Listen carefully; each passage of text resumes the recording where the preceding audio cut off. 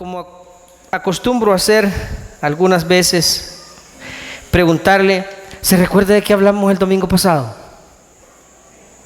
¿Sí? Algo de lo que se acuerde. Nada. ¿Alguien? No. Bueno, pero dicen que al recordar esas cosas a veces quedan un poquito más firmes. Con una cosa que le diga, a lo mejor va a empezar a usted a hilar ideas. Hablábamos de lo que es más importante en la vida. ¿Ya se acordó? Decíamos, ¿de qué le sirve al hombre ganar el mundo entero y perder el alma? Hablábamos de que Jesús le dijo a Pedro, bueno, Jesús les comenzó a enseñar a sus discípulos, dice, acerca de que le era necesario padecer mucho por causa de los ancianos y de los principales sacerdotes, y que iba a ser muerto, y que entonces Pedro se acercó para reconvenirle, ¿se acuerdan? Y Jesús le dijo, apártate de mí, Satanás, me eres tropiezo. Y Jesús le aclara por qué le dijo que era tropiezo, porque tú no pones tu mirada en las cosas de Dios, sino en las cosas de los hombres. Decíamos de eso, o sea que Pedro estaba pensando en que Jesús cuidara de su vida, aunque eso significara descuidar el plan de Dios y el propósito de Dios. Y Jesús le dijo, lo más importante, Pedro, no es lo que a nosotros nos parece o lo que a nosotros nos gusta, sino que lo más importante es hacer la voluntad de Dios. Y ahí decía Jesús, ¿verdad?, que aquel que quiere guardar su vida la perderá, pero aquel que pierde su vida por causa del Señor y del Evangelio, dice, la salvará. De eso hablábamos, ¿verdad? ¿De qué le sirve al hombre, dice, ganar el mundo entero y perder su alma? Entonces, la semana pasada hablábamos de lo que es más importante en la vida. Y lo más importante en la vida es Dios. Lo más importante es hacer la voluntad de Dios. Eso es lo más importante en la vida, cumplir con el propósito de Dios. Ahora, vamos a seguir siempre en esa misma línea. ¿Qué sería lo segundo más importante en la vida? Si lo más importante es Dios y cumplir el propósito de Dios en la vida, ¿qué sería lo segundo más importante en la vida? La familia. ¿Están seguros? ¿Ah? Lo segundo más importante en la vida es la familia. En efecto, así es, hermano. Después de Dios y cumplir el propósito de Dios para nuestra vida, lo siguiente más importante en la vida es la familia. Pero volvamos a nuestra lista. Hablamos de nuestra lista. Eso es lo que nosotros entendemos que es lo más importante, pero vamos a nuestra lista.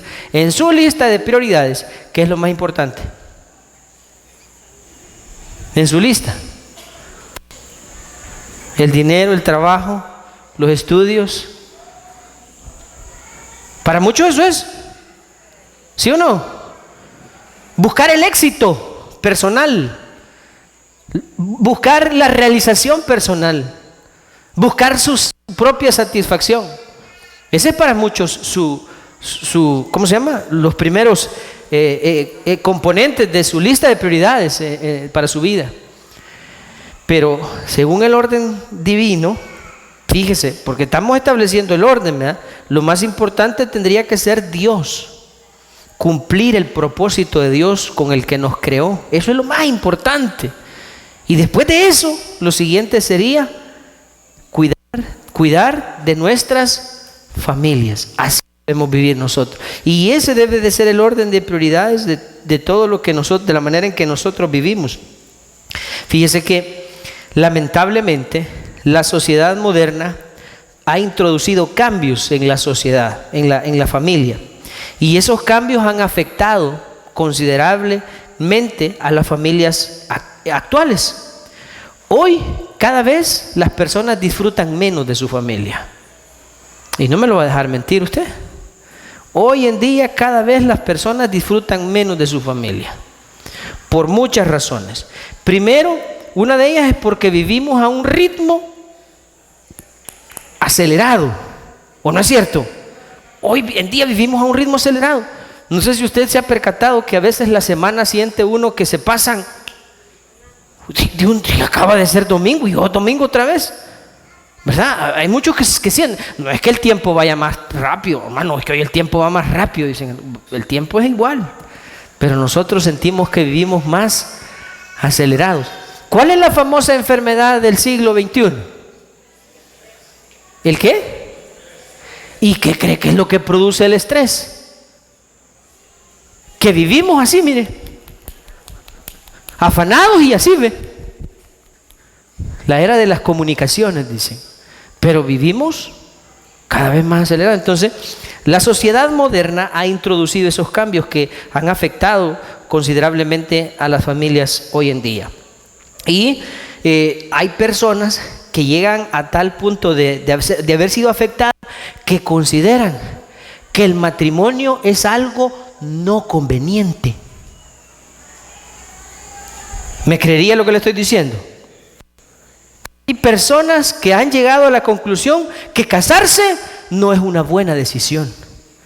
Y no porque tengan el don de continencia, sino porque creen que estar casado es más una carga emocional. Que para qué vivirse amargando con alguien toda la vida. No, hombre, mejor ver ahí con quién uno la va pasando, de aquí por allá, un rato aquí, otro rato allá, y ahí vamos, pues. Nada serio, sin compromisos. La idea es no amargarse la vida, pero yo he visto un montón de gente casada que solo peleando viven, solo amargados. Para vivir casado, no, hombre, y más amarrado uno ya. Entonces hay personas que han llegado a pensar que formar una familia no es algo funcional ni conveniente. Creen que son más favorables o satisfactorias las relaciones eventuales o temporales. Una relación, no, hombre, conozcámonos, seamos amigos con derecho, vivamos juntos un tiempo, y si en algún momento las cosas ya no funcionan, pues cada quien agarra su rumbo y seguimos siendo buenos amigos. Hay quienes creen que eso es mejor que llegar a una iglesia y hacer un pacto. No, hombre, hermano, y si es que eso de hacer el pacto, eso es algo serio, pues. Y ya después, ¿cómo va? ¿Cuánto cuesta un divorcio? ¿Cuánto tiempo lleva? Entonces ya la gente está predispuesta a que si se casan, en algún momento van a tener el problema de tener que deshacer aquello. Porque eso es lo que están, eso es lo que han recibido, o más bien es como ellos han interpretado el tener una familia. Ahora, según ellos eso es bueno. Según ellos, eso llamaríamos nosotros secularismo, o podríamos llamarlo humanismo. ¿Qué es eso, hermano? El hombre haciendo su propia filosofía, el hombre construyendo sus propias verdades, sus propios razonamientos, sin tomar en cuenta la opinión de Dios. La opinión de Dios acerca de la familia. ¿Cuál fue la opinión de Dios cuando Dios decide conformar la familia? ¿Alguien recuerda cuál fue el criterio de Dios para inventarse la familia? ¿Verdad que Dios dijo que no es bueno que el hombre? O sea que Dios, hermano Oscar, en algún momento lo vio a usted y dijo, no puedo dejar a Oscarito solo. Y entonces Dios, cuando lo creó a usted de una vez, dijo, tengo que crear a Martita también, porque ella es la que lo va a hacer feliz a este hombre. Le va a dar hijos, va a estar a su lado hasta que sean viejitos y anden raspando minutas. Ahí va a andar a la par de él. O sea, ¿o no es ese el diseño de Dios, pues? Ahora, a nosotros, no, ¿cómo va a creer que no, es que ese es el diseño de Dios, ¿verdad? ¿Hasta cuándo va a andar el hermano Edilberto ahí cuidando a la hermana Carmen? Hasta que Dios decida separarlos. Y si es posible, dice el hermano, él ya le preparó una canción que dice que nos entierre.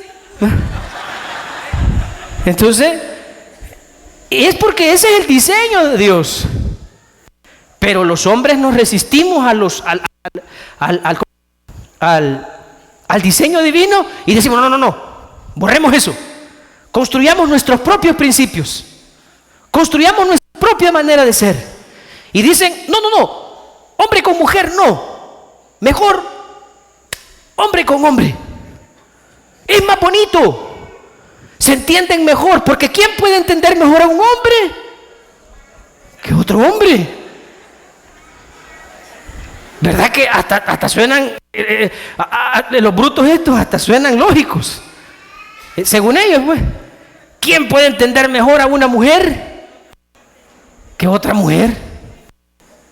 Así es que por eso es que dicen los defensores del homosexualismo, dicen que las relaciones homosexuales son mejores que las relaciones heterosexuales, ¿es verdad? Sí, ¿verdad? Sí, es verdad. Entonces, ellos han construido sus propios argumentos, sus propias filosofías, y quieren hacer a un lado de Dios, quieren decir, insinúan que todo lo que Dios diseñó, Dios se equivocó. O sea, el matrimonio no es algo funcional, porque la gente vive infeliz. Hermano, ¿cuántos famosos conoce usted que se han divorciado? Todos. Dígame un famoso que no se ha divorciado. ¿Verdad que yo me acuerdo que yo antes decía, no hombre, Mijares con la tal Lucero, eso dije yo, eso le hicieron. Ya se separaron los brutos. Sí, ya tienen un par de años, pero duraron, ¿verdad? Y así, hermano, vea usted cuántos famosos hay.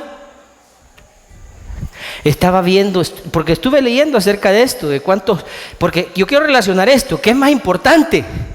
¿Cuidar la familia o el éxito personal?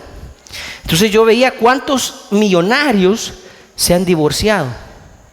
Hermano, sí, prácticamente todos los que son famosos y millonarios, todos son divorciados. Todos. O sea que tener dinero no nos garantiza ser felices. Ser exitoso no nos garantiza que vamos a tener una familia estable, feliz, dichosa. No nos garantiza eso. Y veía yo ahí hay una lista, hermanos, de personas famosas y exitosas que se han divorciado. Hay una mujer que se ha divorciado 9 veces. Y no es la única, y hay una lista, y el otro fulano 7 veces, el otro 7, 10, 9. ¡Wow! Dios. O sea, ya divorciarse 9 veces, ¿a qué les ven a usted? No, dice uno, pues chica, ya con la tercera le hubiera calado, pues. O la cuarta, pero ya la quinta, la sexta, y 9 veces. Ya de plan, y vamos a los que se casan con esa persona, tienen que tener daño cerebral.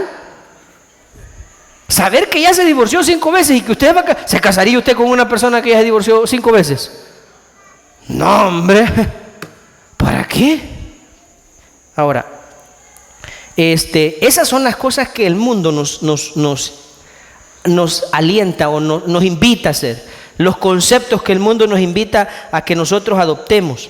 Le decía que a muchos les parece que eso es más fácil, que este tipo de conceptos son más efectivos y las personas prefieren hacer las cosas de esta manera y no tomar en cuenta el diseño de Dios.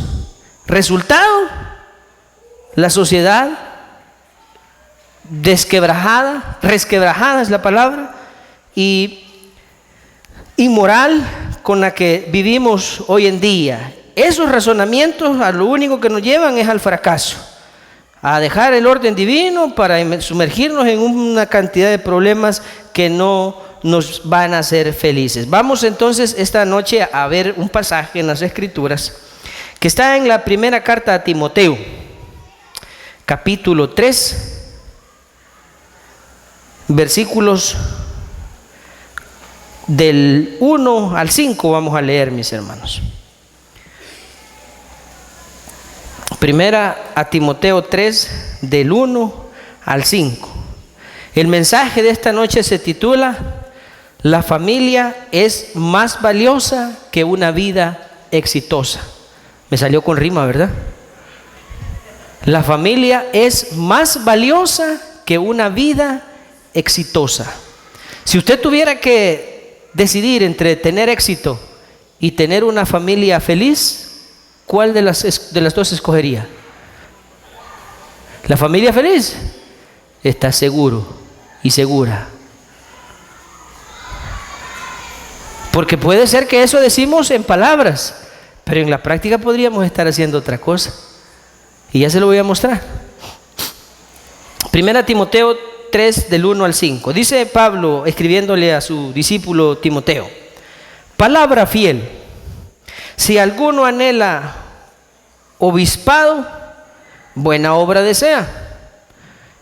Pero es necesario que el obispo sea irreprensible, marido de una sola mujer, sobrio, prudente, decoroso, hospedador, apto para enseñar, no dado al vino, no pendenciero, no codicioso de ganancias deshonestas, sino amable, apacible, no avaro. ¿Qué dice luego en el 4? Que gobierne bien su casa, que tenga a sus hijos en sujeción con toda dignidad, dice otra versión de las Escrituras. Pues el que no sabe gobernar su propia casa, ¿cómo cuidará de la iglesia de Dios? Hasta ahí leemos y oramos al Señor. Dios mío, en el nombre de Jesucristo, esta noche te pedimos que nos enseñes y nos hagas conciencia de cuán importante es, después de ti, que nosotros cuidemos de nuestra familia, Señor. Nuestros cónyuges, nuestros hijos, Señor. Nuestra familia es el primer rebaño que tú nos has dado, Señor, el cual debemos cuidar y guiar por buen camino, Señor. Apacentar, y debemos estar pendientes de ellos, Señor, de que vivan bien, de que sean felices y sobre todo de que te conozcan a ti, Dios mío. Gracias te doy, Señor, esta noche. Habla a tu iglesia, a tu pueblo, tus ovejas, Dios. Espíritu Santo, haz tu obra en nosotros. Quita cualquier argumento que el enemigo pueda haber construido en nuestras mentes, Señor, y que seas tú obrando, edificando, Señor, corrigiendo, instruyendo nuestras vidas a la luz de tu palabra. Te lo pedimos, Dios mío, y te damos gracias en el santo nombre de tu Hijo, nuestro Señor Jesucristo. Amén. Vaya, mire, esa porción estaba dirigida a los obispos. Un obispo es el equivalente a un pastor de una iglesia, lo que nosotros entendemos como el pastor de una iglesia, alguien que gobernaba en la iglesia en el tiempo de la iglesia primitiva. Quiero resaltar que las iglesias no eran gobernadas por una persona, como hoy en día suele suceder, que hay un pastor principal y él es como la autoridad espiritual. En la iglesia primitiva habían concilios, habían grupos de ancianos, obispos, estaban los apóstoles, estaban los ancianos de la iglesia, que eran quienes dirigían espiritualmente las iglesias. Entonces Pablo dice que para establecer esos líderes, esos cargos de liderazgo en la iglesia, Pablo, instruido por Dios, le dijo a Timoteo, que era uno de los ancianos de una iglesia, cuáles debían ser los requisitos que estas personas debían de llenar para poder ser tomados en cuenta como ancianos, como obispos, como autoridades de una iglesia. Entonces le da esos requisitos, y entre ellos lo que dice el versículo 4 es que debe gobernar bien su casa. Y en el 5 justifica del por qué este requisito. De todos los demás no, pero de ese en particular Pablo hace ahí entre paréntesis hace la justificación y dice por qué es que debe gobernar bien su casa y tener a sus hijos en sujeción. Dice el 5, pues el que no sabe gobernar su propia casa, ¿cómo va a cuidar, dice, de la iglesia de Dios? ¿Para usted tiene lógica eso? Que alguien que quiera gobernar a la iglesia debe primero saber gobernar bien su propia. ¿Para usted le parece eso lógico? Sí, ¿verdad? Va. Pero eso es para gobernar la iglesia. Amén. Porque alguien puede venir y decirme, no, hermano, no nos venga a enseñar eso a nosotros, la iglesia, porque el que gobierna la iglesia es usted y otros pastores y los líderes de la iglesia. Eso no es para nosotros. Puede decir alguien y decir, eso no es con nosotros, no nos enseñe mal, porque eso no es para la iglesia. ¿Cómo no? Ahora, lo que Pablo estaba diciendo es que para que sea un aspirante, o para que pueda optar al cargo de anciano, de obispo en una iglesia, debe gobernar. Pero eso es como el requisito. Ahora, dejemos el requisito de ser obispos, y aquel que quiere rendirle cuentas al Señor de su familia y quedar solvente, ¿qué tendría que hacer? Gobernar bien su casa. Aquel que quiere ser feliz con su familia, ¿qué tendría que hacer? Gobernar bien su casa. O le pregunto yo, ¿a usted le gustaría tener entre su familia a un hijo homosexual? ¿Ah? ¿Le gustaría tener entre sus hijos a un borracho? ¿Aló? ¿Le gustaría a usted tener entre sus hijos a una mujer, voy a decir mujer o joven, adulto, acusada de una mujer fácil, por no usar otra palabra más despectiva? ¿Le gustaría a usted tener en su familia algo así? ¿Aló? ¿Verdad que no? Ahora, para que eso no suceda, ¿qué tenemos que hacer? Gobernar bien nuestra casa. Porque después de Dios, lo más importante es que nosotros cuidemos de nuestra familia. Eso es lo siguiente más importante. Y digo, no solo por la degradación moral, sino por la cantidad de conceptos que ahora el mundo, secular significa separado de Dios, o secular significa también que es aparte de las cosas de Dios. Por eso es que en la iglesia no tiene que haber nada secular. Nosotros somos el pueblo de Dios y en nosotros no tiene que haber nada secular. Yo he oído gente que dice, yo en la iglesia hago esto, pero en mi vida secular, o sea que hay cristianos que tienen vida secular. Para que entienda el concepto, secular significa separado de Dios o fuera de Dios. Los cristianos no tenemos vida secular. Los cristianos tenemos la vida que Dios nos ha dado.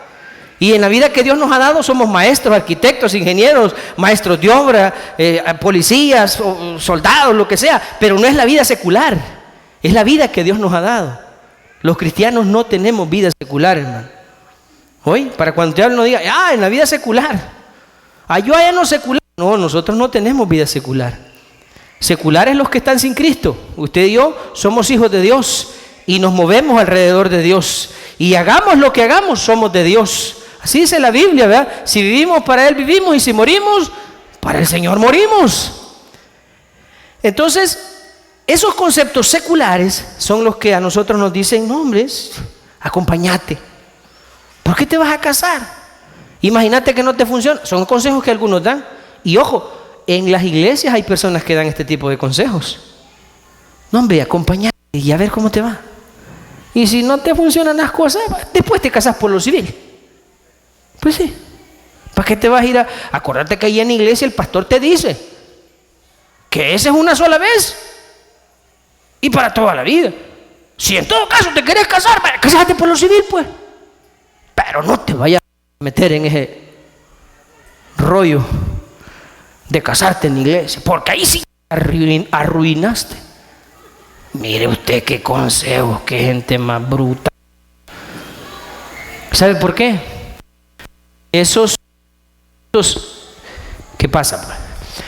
Esos son los conceptos que nos dicta el humanismo.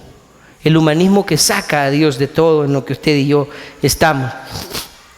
Fíjense que una de las cosas que nos llevan a eso es la degradación moral que vivimos. Quiero mostrarle ahí en 1 Corintios capítulo 5, versículo 1, que este tipo de afectación o este tipo de, como dijeron, de contaminación moral no es propia de nuestros tiempos. La iglesia primitiva ya sufría de inmoralidad. Dice 1 Corintios capítulo 5, versículo 1.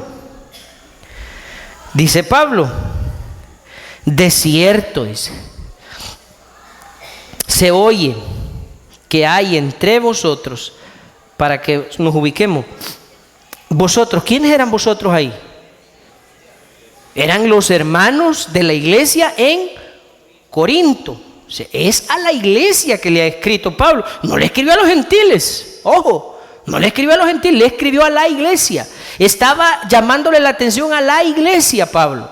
Y les dice, se oye que hay entre vosotros tal fornicación, dice, y tal fornicación, cual ni aún se nombra entre quienes, dice, ni entre los gentiles. O sea, en la iglesia hay tal inmoralidad que ni siquiera los gentiles, o sea, a los gentiles les parecería algo horroroso. No digamos en la iglesia. Y tanto que Pablo cita a qué se refiere, dice, tan así que alguno tiene la mujer de quién. Yo les he hablado un poco esto, que del lado que le busquemos es horrible. Del lado que le busquemos. El más horrible de todos, ¿cuál sería? ¿Cuál sería el más horrible de todos? Una relación de incesto, hijo, madre, ¿sí es, verdad? La mujer dice, ¿verdad? De su padre, ¿sí? ¿Se imagina un hijo o una madre más bien que tiene relaciones sexuales con su propio hijo biológico? ¿Cómo vería usted algo así? Las hermanas que son madres aquí, yo sé que les va a dar escalofríos de imaginarse ustedes acostándose con su hijo. ¿Ah? ¿Verdad que se le erizan los pelos a uno? Horrible, yo me imagino que eso es horrible. Ahora, ese es el peor de los casos. El mejor de los casos, si es que podemos llamarlo así, sería acostándose con su hijastro. Pero igual sería horrible. El hijo de su marido, el hijo biológico de su hijo, como ahí llegó y se juntó, que es muy poco probable. No sé cuál sería el caso, creo que sería más común, el más horrible. ¿Y eso dónde estaba pasando? En la iglesia. ¡Wow! Entonces usted me dirá, hermano, no, mire, pero es que en estos tiempos hay una degradación moral. No, si ya había en aquel tiempo. En el tiempo del apóstol Pablo, la iglesia primitiva. Esta es la iglesia primitiva. Ya había inmoralidad. Esa inmoralidad es la que a nosotros nos está trayendo también un alto costo o un alto precio. Precio tal que las familias se desintegran, las personas son infelices, viven amargadas, las personas crean estereotipos acerca del matrimonio. No, el matrimonio es una basura, no sirve. Mujeres que terminan diciendo que casarse, o dicen cosas como que todos los hombres son iguales. ¿Verdad que hay mujeres que dicen eso? Levanten la mano que todos los hombres son iguales. Y también hay hombres que dicen que todas las mujeres son iguales porque tuvieron alguna mala experiencia con alguna persona. Entonces se crean ese tipo de estereotipos y se deforma la familia, se deforma el diseño original de Dios para el matrimonio, a tal grado que, pues, como le menciono de nuevo, llegaron los seres humanos a establecer relaciones homosexuales, hombre con hombre y mujer con mujer, abandonando así las sendas antiguas de las que habla Jeremías capítulo 6 versículo 16, las sendas antiguas, los principios que Dios nos dictó, los principios que Dios nos estableció, porque Dios nos ha dado pautas para que esto funcione. ¿Nos ha dado pautas Dios? Sí, hermano, Dios nos ha dado tantísimas aquí en esta iglesia, los hemos venido hablando. Claro, no lo podemos decir todo en una sola reunión, en una sola de nuestros cultos, pero si usted se recuerda y hace memoria, lo hemos venido hablando. Hemos dicho, por ejemplo, a los hombres, ¿cómo deben tratar los hombres a las mujeres? Deben ser ásperos con ellas, ¿verdad que sí? Ordinarios, cuadrados. ¿Eso les han enseñado en la iglesia? ¿Qué les han enseñado a los hermanos en la iglesia? Que deben tratar a las mujeres con amor, con delicadeza, que deben amarlas, que deben respetarlas, que deben cuidarlas, que deben darles todo el pisto.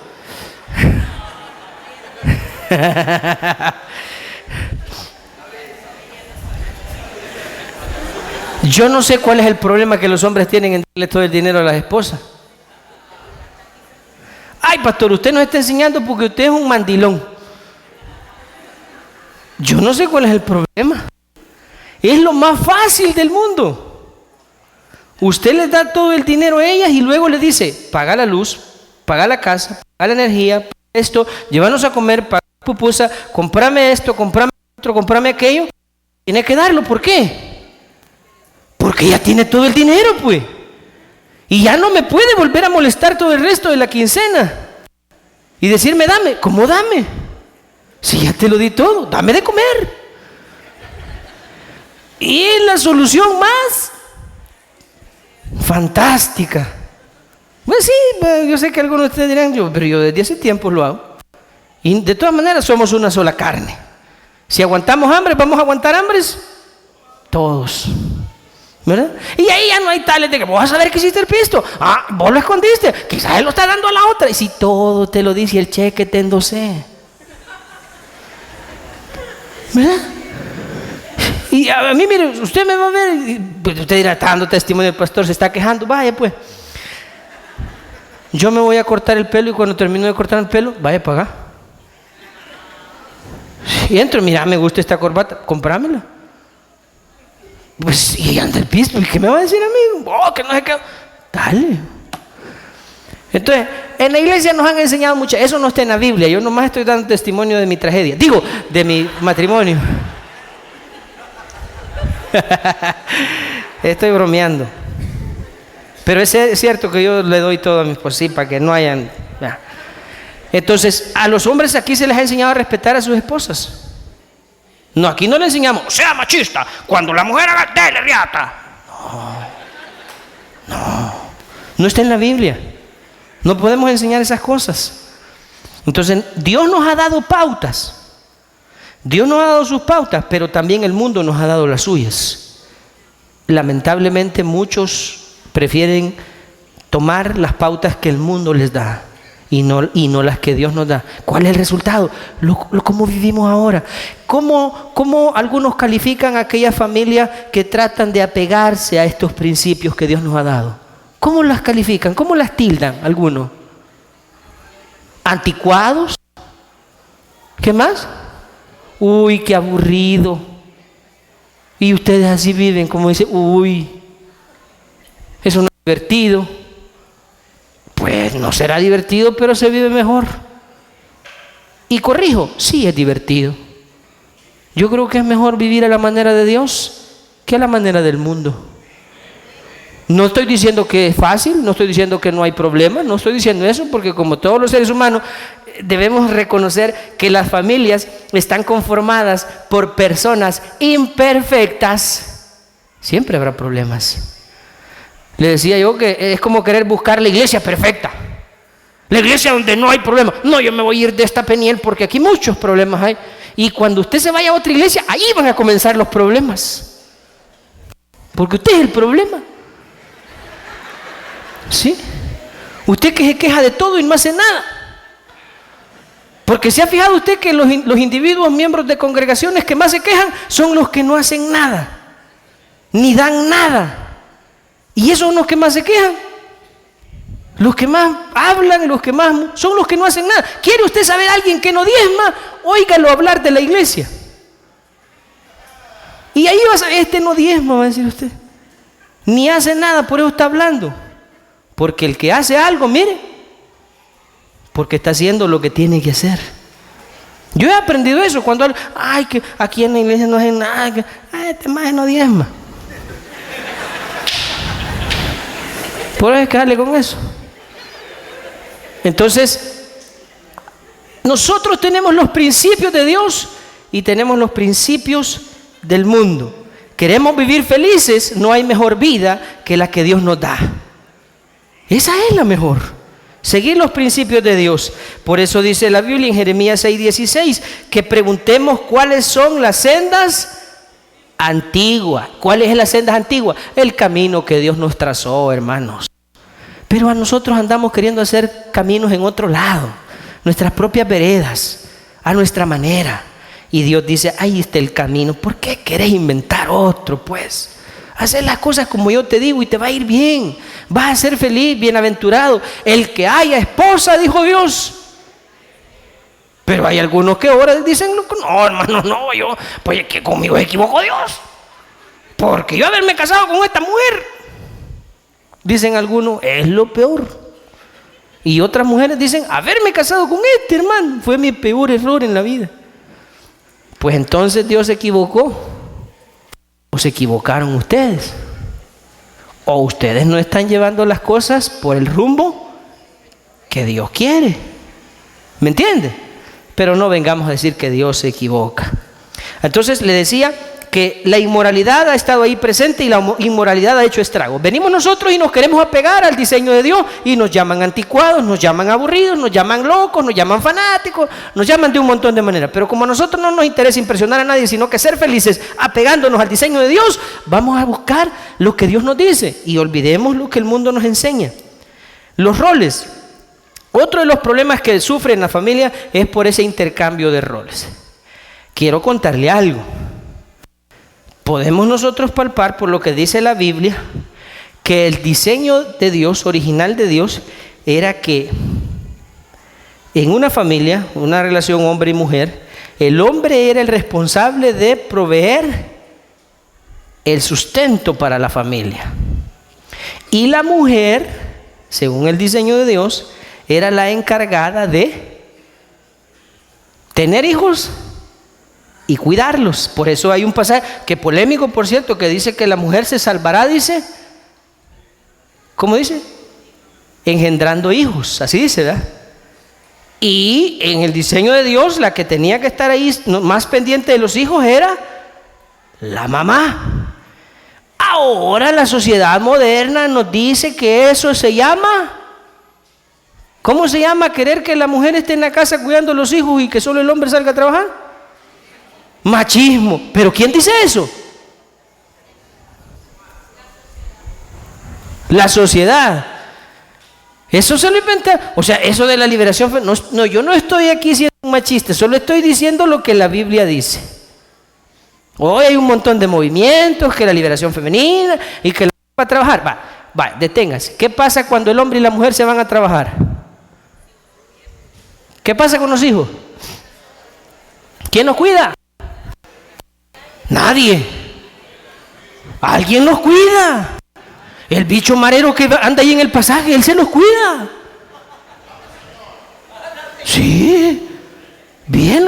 ¿No vio la redada que hicieron anoche ahí en Apopa? ¿No ha visto? Póngale la pila.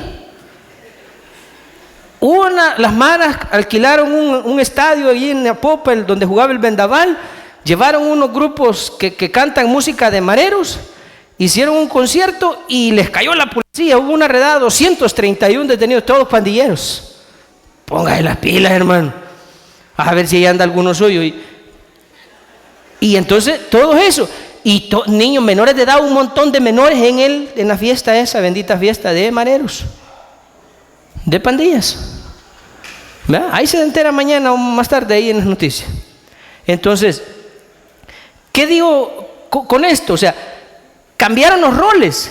La sociedad moderna cambió los roles y dice, no, en la liberación femenina las mujeres también tienen derecho a trabajar. Y es que nosotros no estamos diciendo que no deben trabajar. El problema quizás en algún momento fue que algunos hombres creyeron que el que la mujer estuviera en casa, eso no lo catalogaban como trabajar. Y yo sí creo que eso es trabajo.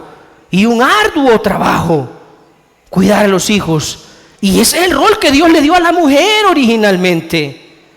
Pero vienen las mujeres, no. Queremos trabajar nosotros también, demostrarle a los hombres que podemos. Vaya, demuestren a los hombres que pueden. Ahora demuéstrenle que pueden corregir a los bichos también. ¿Cuál es la sociedad que tenemos? Un montón de hijos rebeldes. Que con el tiempo ya cuando chiquitos tal vez no se ve tanto el problema, pero allá de los 14, 15 en adelante, grandes malcriados. Ya no los podemos corregir, ya no nos hacen caso, nos quieren dar riata a ellos a nosotros. No le gusta que intervengamos en su vida. Ya no le puede decir usted, usted a mí no me manda, yo no quiero ir y punto. Eso es, no, pero nosotros hoy somos una sociedad moderna. Con la liberación femenina. Vuelvo a decirle, yo no estoy aquí hablando de machismo. Solamente estoy hablando del diseño de Dios. No sería lo mismo si una madre estuviera ahí, mire, cuidando a los hijos. Yo sé que una mamá si ve al hijo que está allá con el marero en el pasaje en la esquina, ¿qué haría una buena madre? Mira, hijo del diablo, ¿qué estaba haciendo? Para adentro. ¿Sí o no? No dejaría, hermano. Ay, las mamás, si mire, a mí me consta, las mamás que están ahí, que pues, por alguna, ahí están en el colegio, vienen a dejar, vienen a traer, y a veces bichos ya grandes, pues. Pero las mamás allá, ¿por qué? Porque esa era parte del rol. Vea el caso de la mayoría de los jóvenes que están involucrados en el problema de las pandillas. Son jóvenes que provienen de familias desintegradas, donde los papás nunca les dedicaron tiempo. Entonces, yo aquí no estoy queriéndome, ¿cómo se dice?, rebelar contra todos esos principios modernos. Solo estoy tratando de resaltar los efectos que hemos sufrido como consecuencia de filosofías humanas que no eran parte del diseño de Dios, ¿verdad? Hombres y mujeres cambiaron sus roles. Las mujeres salieron a trabajar fuera de sus casas, los hijos se criaron solos o con otras personas, las parejas viven estresadas porque cuando el hombre y la mujer trabajan y llegan a la casa, ¿cómo llegan? A la defensiva. No me digan, mira, no hay comida, a mí no me digas nada, yo también vengo cansada, hacete tu hartazón. Ay, ya no le puedes decir nada, pues. Hay estrés, ¿verdad que sí? Usted puede venir aquí a disfrazarlo de lo que quiera, pero ese no era el diseño original de Dios. Claro, me va a decir alguna mujer, vaya, ya ves, me voy a quedar en la casa, pero nos vamos a comer las uñas. Bueno, son situaciones que se deben evaluar minuciosamente. Entonces, cada vez las familias pasan menos tiempo juntas por no cuidar bien su casa. Quiero que vea conmigo, por favor, Proverbios, capítulo 14, versículo 1. Ya vamos terminando. ¿Qué es lo más importante después de Dios y del propósito de Dios para nuestras vidas, iglesia? Debemos cuidarla, ¿verdad? Y para cuidarla lo que tenemos que hacer es ir al manual de Dios, al manual del fabricante y preguntarle, Señor, ¿cómo debo gobernar mi casa? ¿Debo gobernar mi casa con los preceptos que el mundo me dicta? ¿O debo gobernar mi casa con los principios que tú has establecido? ¿Quién podrá tener más razón? ¿Quién podrá ser más eficaz? Es el Señor. Dice Proverbios 14:1 que la mujer sabia, una mujer sabia, edifica su casa, mas la necia con sus manos. Y eso de que la necia con sus manos la derriba quiere decir que no se da cuenta que con las cosas o las actuaciones con las que está destruyendo su familia, según ella está haciendo lo correcto, pero está destruyendo su familia. A eso debemos ponerle atención. Otro proverbio ahí en el 24:3. Con sabiduría se edificará la casa y con prudencia se...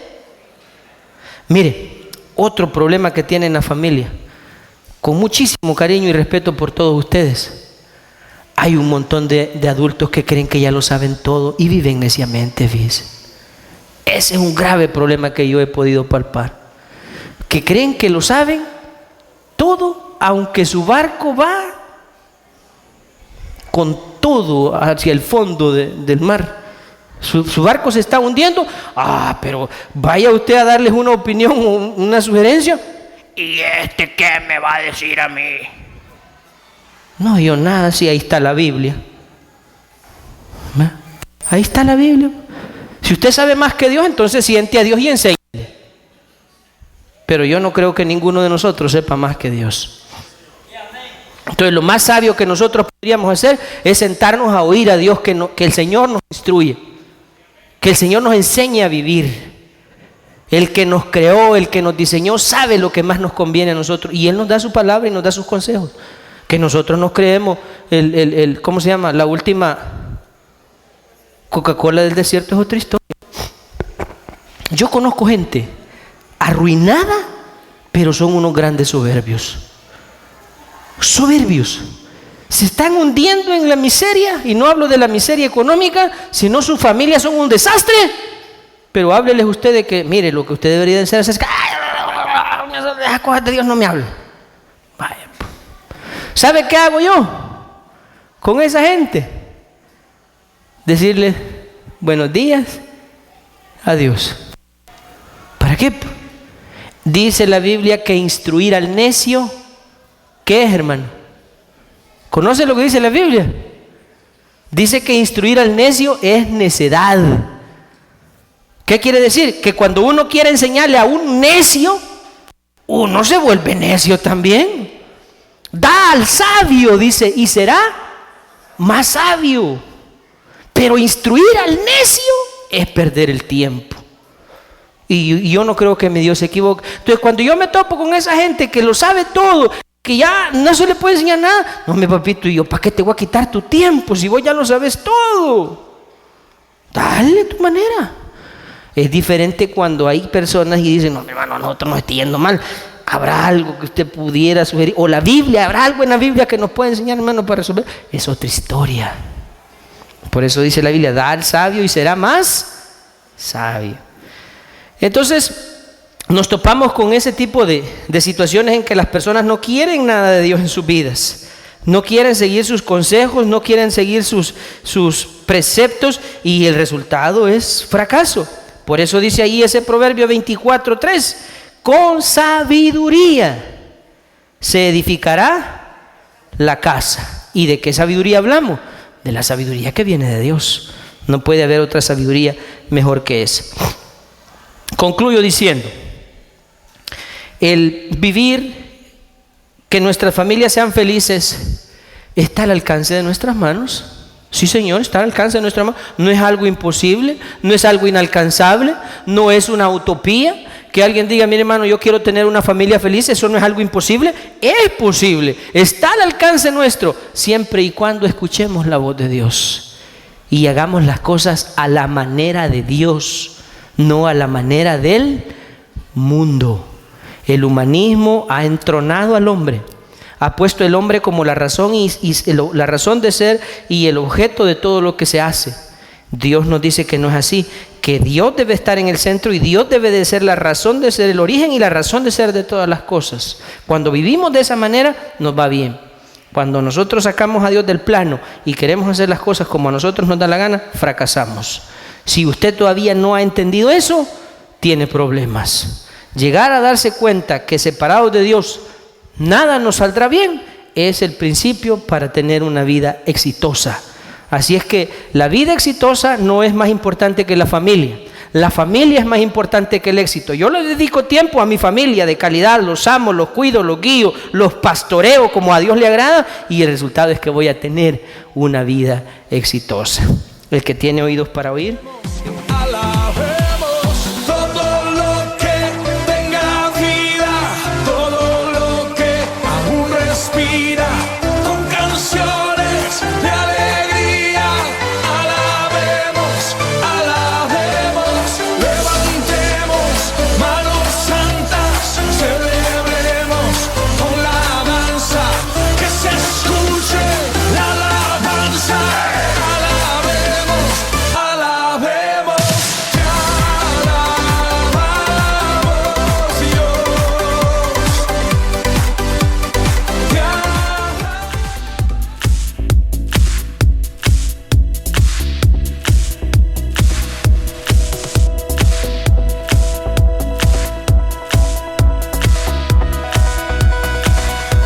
Estaba mi corazón, pero tu mano me rescató. Del polvo yo volví a nacer. La salvación en ti encontré.